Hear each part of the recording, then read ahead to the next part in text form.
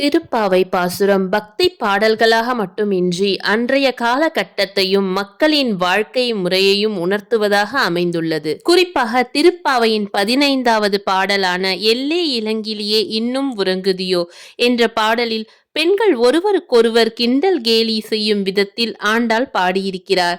இத்தகைய நவரசம் நிறைந்த திருப்பாவையை மக்களுக்கு புரியும் வண்ணம் எளிமையாக ஸ்ரீரங்கம் ரங்கநாதர் திருக்கோவிலின் கண்ணாடி அறையில் உள்ள சிலைகள் வாயிலாக தினமும் அரங்கேற்றுகிறார்கள்.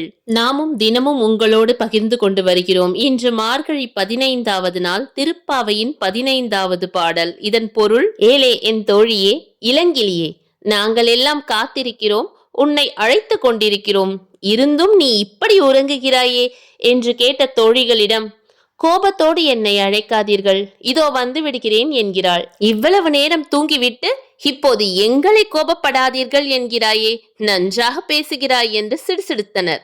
சரி சரி, எனக்கு பேச தெரியவில்லை, நீங்கள் பேச்சில் சிறந்தவர்கள், நான் ஏமாற்றுக்காரியாகவே இருந்துவிட்டு போகிறேன் என்கிறாள்.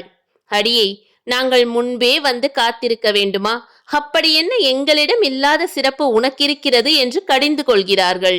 என்னவோ நான் மட்டும்தான் எழவில்லையா, மற்ற எல்லோரும் வந்து விட்டார்களா என்று கேட்க, தோழிகள் அவளிடம், நீயே வெளியே வந்து எங்களை எண்ணி பார்த்துக்கொள், வலிமை பொருந்திய குவலையா பீடம் என்ற யானையை அழித்தவனும் எதிரிகளை வேட்டையாடும் திறம் கொண்டவனுமான மாயக்கண்ணனை வணங்கி மகிழ உடனே வருவாய்.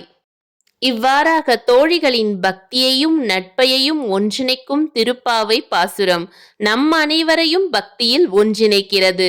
நாமும் இதில் இணைவோம்.